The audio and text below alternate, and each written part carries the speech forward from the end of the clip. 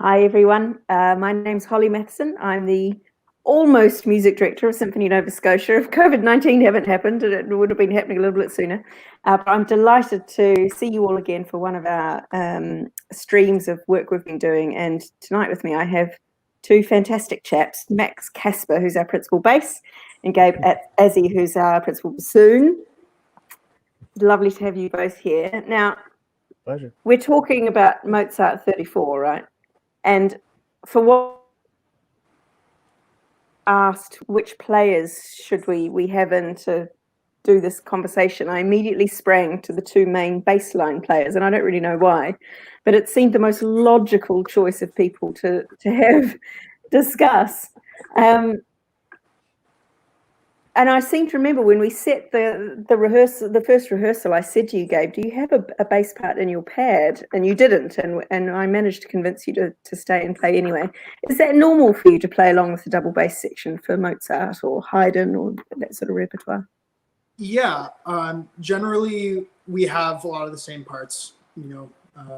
Mozart wrote us as a bass instrument, so the only exceptions are for when he wanted the bassoon to be pronounced, like that timbre to be pronounced, then maybe he'll write us something different. But most of the time, we're usually playing with the basses and cello. So, yeah.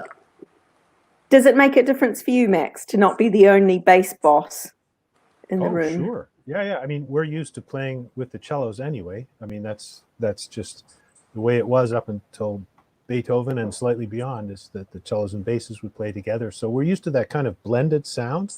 And the bassoon has an amazing timbre. It's really very cool, and it adds a neat buzz, like a little to our sound. But the interesting thing about the bassoon sound is it's really loud close up, and it's not so loud far away. So it's a cool sound. I love it. Yeah, nice. But do you feel lonely when you're at the back there, Gabe, and you don't have your usual wind gang all around you?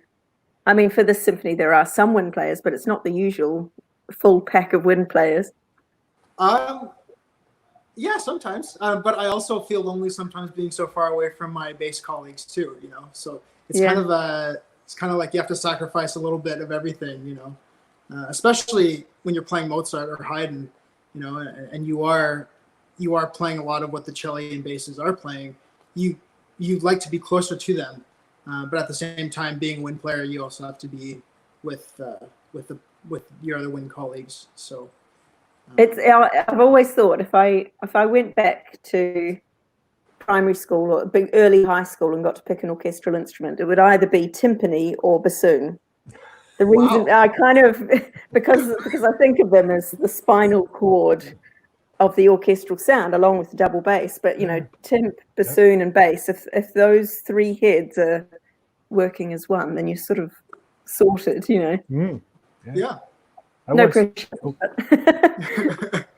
I once played in an orchestra where they had sort of situated the cellos and the basses behind them, and then there were only three basses, and then I was the third, and I was sitting right beside the bassoons. So we had an unbroken line for Haydn and Mozart and what we were playing, and Mendelssohn. It was amazing. It was really very locked in. A lot of fun. Yeah, how cool.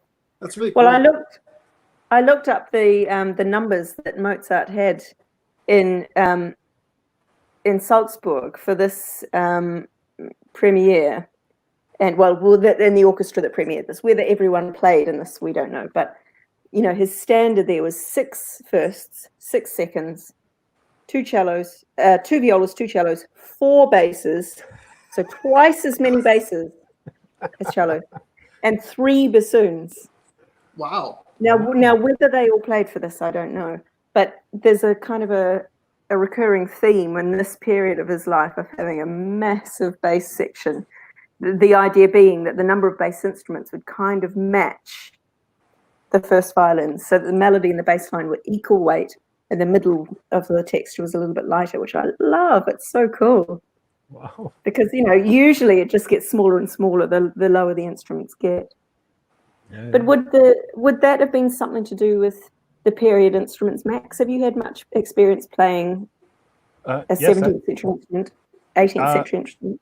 Yes, I've played a lot with Tafelmusik, especially this repertoire. Mozart and Haydn is where I get hired for them, and they always sort of they have a higher bass percentage than, not quite as high as Mozart wanted, but it's sort of 4 cellos, 3 basses. So sort of they do like to boost it.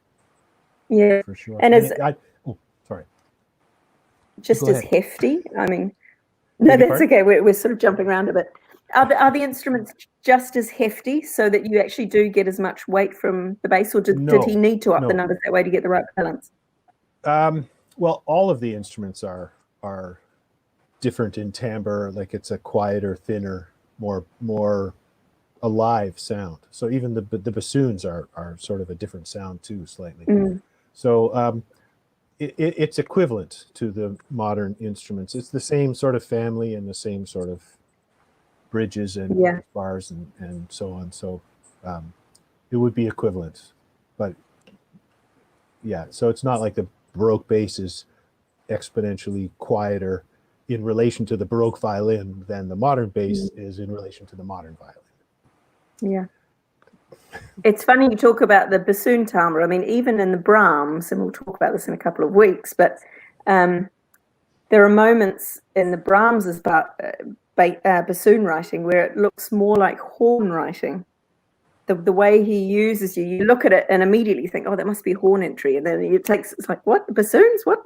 Yeah. And I tweeted this and immediately felt like an idiot, because an early music specialist here in the UK is like, I can't believe you don't know that at the time the bassoon sounded more like a horn or a clarinet. But it was fascinating to me. Yeah, conductors, right? That's exactly what a conductor would do on Twitter. But Gabe, do you have much experience playing with period instruments? Is it very different? I don't have a lot of experience playing in, like, Baroque bassoon. I mean, I've tried it a few times. Like, I know a little bit about it, but what I do know is that it's vastly different. A lot of things are much easier to play on the period instrument, like especially in Baroque music. The modern bassoon has been, you look at the two of them side by side, and there's no keys on one, or maybe 1 or 2, and then there's like, another instrument that has 14 keys for the thumb, right? So it's like it's a completely new instrument. It's not the same instrument at all. So that's actually a challenge that we have as bassoonists. We have to play parts that were designed to be played on the period instruments, but for us now, we have to play on that music on the modern instrument, and that's really can be very difficult. So. As a conductor, the music of Mozart and Haydn and Beethoven's earlier symphonies forms quite university level training, or conservatoire college level training, because it's sort of up until the music of, say, Stravinsky and Debussy, where things ramp up a whole other notch of what you need to do physically. Everything you could possibly need to know is in Mozart's symphonic repertoire and opera repertoire, the accompanied recits and things. Is it the same as players when you're training, that this is sort of like playing 101? If you can play Mozart, you've got, you've completed 3 levels of mastery? Or is it you're a professional because there's something so challenging? I think for us, there's a real danger, because the parts are deceptively simple, if you know what I mean. So I've heard this said about the Mozart violin concertos, that every student in the world learns those concertos, and yet to hear professionals play them, sometimes it's just horrible, because to get from that student level up to the next beautiful, effortless level is just so big a gap. So I think for us, it's not quite like that, because you need to. There's that subtlety that's that's would be missing from the university level training, I guess. I don't know, Gabe, what do you think? Well, I tend to agree. You know, there's a reason that Mozart Concerto is asked on every audition for the bassoon. You know, and you know all the other works. You know, if you can play Mozart, I think the reason they do ask on every audition is so that other players or that the other players know that you can play anything. Like I think there's a valid point to that for sure. Yeah, absolutely. And it does come up a lot in professional auditions. It's on every panel. Yeah. Just before lockdown went into place, I was doing Così fan tutte with the touring opera here in England. And having lost 2 months worth of performances all around the country, we replaced it with doing conversations like this and videoing them and sending them out to our audiences that we would have been. So they still got content about the opera. And one of the ones that I was involved in was about, in inverted commas, Mozartian style.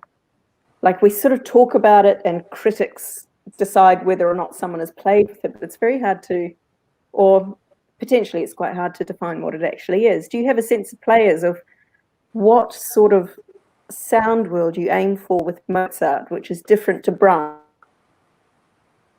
concert?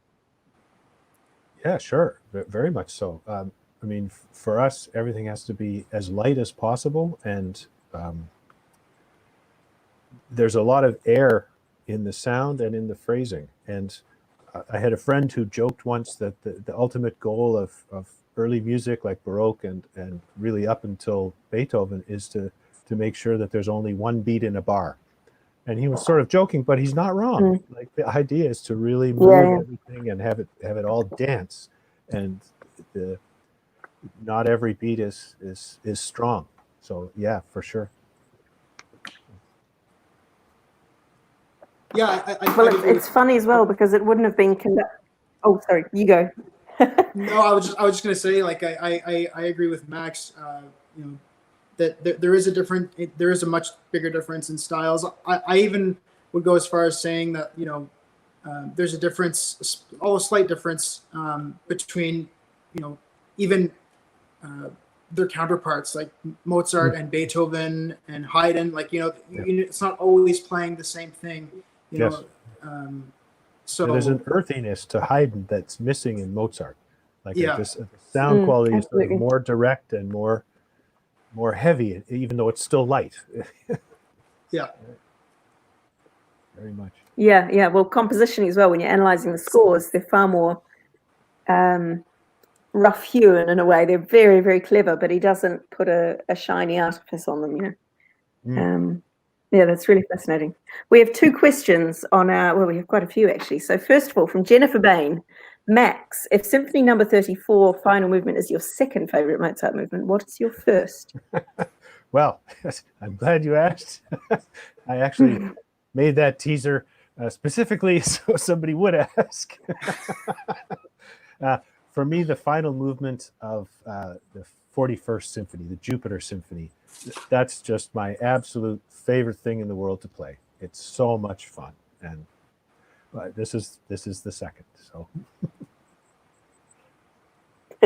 Gabe, do you have a favorite Mozart moment in life?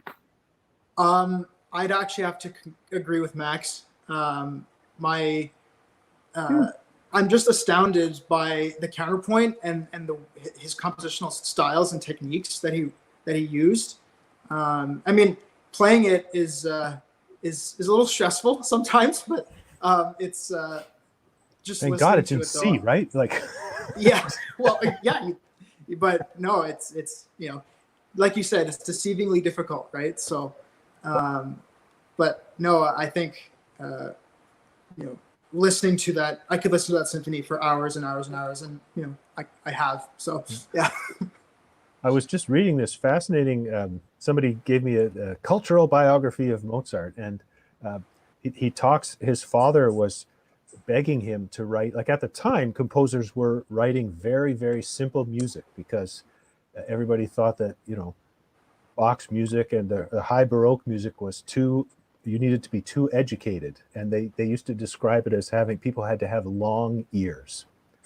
And so Mozart's father was constantly telling him, you got to write for short ears.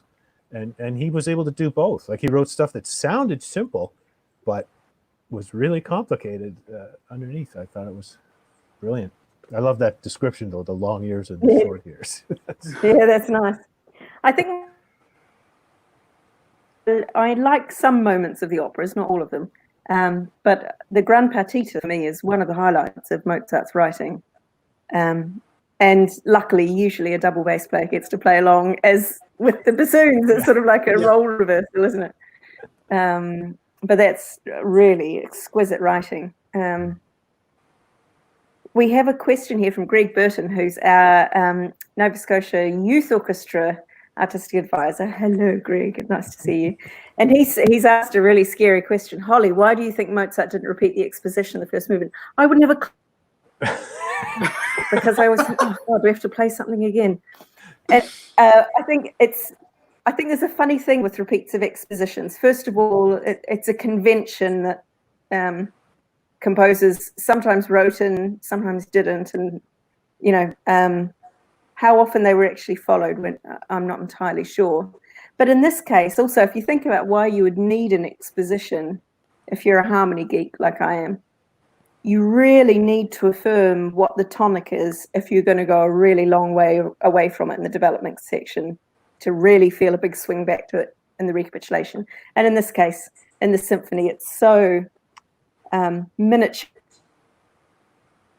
far from it. So I wonder if partly it's that there was no need to affirm the tonic more strongly before going away from it, because he just doesn't wander that far from it. I could be totally wrong about that, so please don't hold me to it. And Greg, send us a message if you know the answer. Send us a message. But phrase the answer in the form of a question. No. Yes, yeah. And so, Holly, last time I was talking to you, you had this genius piece of insight. It's so funny, though. I'm so used to working with British orchestras who, they will come to you before the concert and say, hey, Holly, don't do the repeats. There's a really great train home that if we don't do the repeats, I'll be able to get the 10:40 home and be home an hour earlier. Yeah. So it's just, we're like, yeah, okay. We think of these things as decisions of great genius, but actually often it's very pragmatic things, like everyone's got to get the 11:04 train home, or we're staying the night in the concert hall. We've got a question from Etienne, one of the players in the orchestra, assistant principal viola. Hello, dear colleagues. Hello, Etienne. Lovely to see you. Can't wait to play Mozart again with all. Well, same for us. And of course, we're here in this strange time at the moment, without knowing what's going to happen after lockdown, of genuinely not knowing, every orchestra in the world, what we're going to do next season. And I'm curious to know, and Etienne, feel free to send us your response as well, but certainly from you, Matt, not be playing full time. I'm sorry, do you play each day? Do I play each day? Or I was just wondering what it's like. That question. Yeah, you are you cut in playing? and out a bit.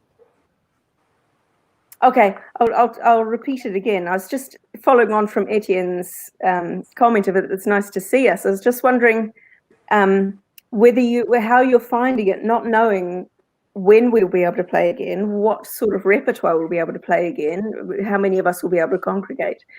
Are you playing every day in lockdown to keep up, or are you taking this as an extended holiday from playing? What does it feel like? Gabe, do you want to answer first? Well, for me, I have moments of being motivated and working on my own personal technique and keeping up my scales and doing some etudes and stuff. But it is odd not knowing. Usually at this time last year, I was looking ahead to next season and preparing parts for then, for our first masterworks, or even for our first symphony week, but not knowing when that will be or what that will look like. It is strange. I don't know, Max, what do you think? Well, I've been trying to make some videos for the symphony, and Gabe and I were chatting before this all went live, and it's frightening to see yourself and hear yourself play on video. You know, we get recorded all the time, but you know, it's not quite the same when you're in a big ensemble. If it's just you. So I'm noticing all sorts of facial tics and little things that I'm thinking, what the heck? Sorry, I almost swore there. What the heck am I doing here? And so I've been actually playing every day to try and not relearn the instrument, but rethink my approach to get rid of these little stress points and tics and so on. But I have to say that the lockdown hasn't really bothered me so far. It probably will in September, but this is a normal summer for me. Like, I'm not very social, so having just me and my wife here is pretty normal, and I get to play and do things, and it's I know other people have it very hard, and I'm lucky that I don't, but it's been fun. Yeah, I feel the same. Again, I think a lot of musicians are not particularly social creatures, which is weird given that we cluster together in large groups for concentrated periods of time. But then for my husband and I, this has been the most amazing time to be alone at home together at the same time. You know, we got to week 3 and we were like, this is the longest time we've ever spent in each other's company without one of us going away on tour since we met. It's insane, you know. Yeah. But we feel very privileged, as you say, and aware that it's different for other people. But for people who are constantly traveling, it's amazing. How about you, Gabe? How are you coping with it? I mean, you know, there are ups and downs. I mean, I'm back home in Ottawa with my family right now, and it's been really nice to be with them and quarantine with them, and I'm doing my best to keep in touch with colleagues and friends too, you know, and just enjoying, you know, going out for walks, which I never really used to do before.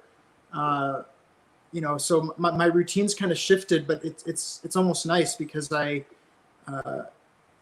are aspects of it that I want to keep when things go back to normal. So I'm doing fine. You know, I do miss Halifax though, I must say, but I'm hopeful that soon I'll be able to go back. So it's a lovely place. Yeah. It is. We have a really we have a fantastic question from Sandra Chappell. Why was the decision to play without vibrato made? Now, this is sort of this is a funny one. When you're doing a period instrument like this, as a conductor, you will always have a preference. But at the same time, you have to respect your players and say, this is what I would like. Are you prepared to do it? Because a lot of orchestras, particularly those who make their bread and butter playing as romantic repertoire, it's quite a big thing to say, can you please just completely change the technique of your left hand for the 22 minutes that we're playing this piece? But for me, I prefer it without vibrato, partly because stylistically it's closer, we think, to what would have been the case at the time. Vibrato, certainly the period leading up to Mozart, but till quite a bit afterwards, was more of an ornamentation. So it would have been used for particular effect at a particular time, as opposed to a constant all the time, which it became more popular really early 20th century onwards. We just assume everyone's already played it that way. And that the effect for me, Sandra, is that I love how clean it sounds. And I think I said in my video at the beginning, it's like taking an old oil painting and cleaning back the layers to something far more subtle and nuanced and bright. And but how is it for you two as players? I mean, Max, obviously it really affects your left hand. But I rarely use vibrato anyway. It's I was going to say for bass players, it's not a big change. Yeah, I mean, violinists, it's a big change. But yeah, for us, we really try and keep the pitch focused and clear, and so it's rare that I would use vibrato. I would use it for romantic works for sure, but rarely anytime else. But it forces you to make other changes to the note to add expression. So if you're holding a long note and you're just vibrating, that's all you're doing. But if you're not vibrating, it's very easy to change the volume or the timbre of the note as you're playing it to create an expressive gesture. Do you So use it's your just- bow for that instead? Yes. Yeah. And how about you, Gabe? Do you change what you're doing when a conductor says, let's play this without vibrato? Is there really much of a difference for wind players? Yeah, I mean, I tend to use vibrato a lot in, romantic, solistic passages, especially. When I'm playing in the classical style, though, I don't tend to use it that much. It also depends for me on what instruments I'm playing with. So, like, for example, if I have a passage with the flute, I might use a bit more vibrato because the flutes naturally just have a tendency to use vibrato. Whereas when I'm playing with the clarinet players, if they use vibrato, it's very, very, very subtle, almost like inaudible. At that point, in order to blend with them, I might choose not to use as much, if any. And then when I'm playing, continual lines, I won't use it pretty much at all because my colleagues in the bass section, I'll usually look over at them most of the time. They're not using it anyway. So, yeah. Stubborn bastards that we are. Oops, sorry. There was something else about the timbre that sort of goes with the bowing, the vibrato thing that I didn't realize that, if you're an audience member watching tonight, you're used to seeing a string section with their right arms all bowing together in the same direction. That only became a thing just about 25 years before the symphony was written. It was a really new thing to put you bowing together. And actually, there are still parts of the repertoire that sounds phenomenal if you just do free bowing and everyone just goes a bit crazy and does what they want. You get this lovely, lush, romantic sound and Strauss and stuff. But I find it funny, especially having a bass player here, because quite often as a conductor, you'll get in touch with the principal, the concertmaster, and say, right, let's do the bowing for the strings. And they'll do first, seconds, violas. And then you give a copy of that to the cellos, and they'll do theirs. And then you give a copy to the basses, and they're like, don't worry.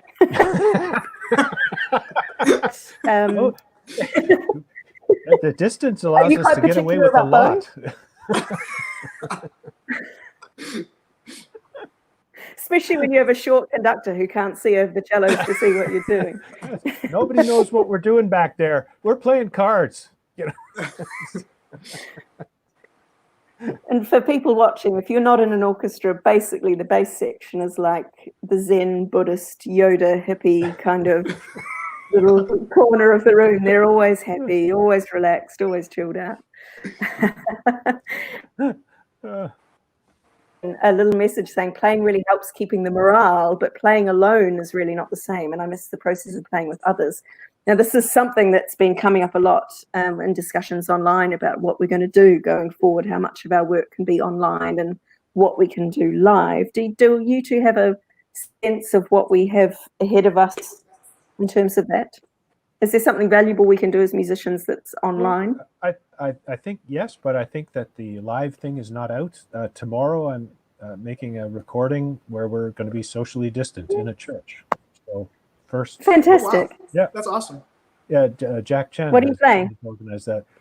It's a memorial sort of concert for Silver Donald Cameron, and we're playing Bach's Bedinnery from his second suite in B minor. Fantastic. That's awesome. Oh, that's heartening. Yeah, that's really nice. So good for that's Jack probably, for organizing that. I think that was our last question that we had coming up, and that seems a very nice, optimistic note to finish on, Max. So thank you very much for that. Yeah.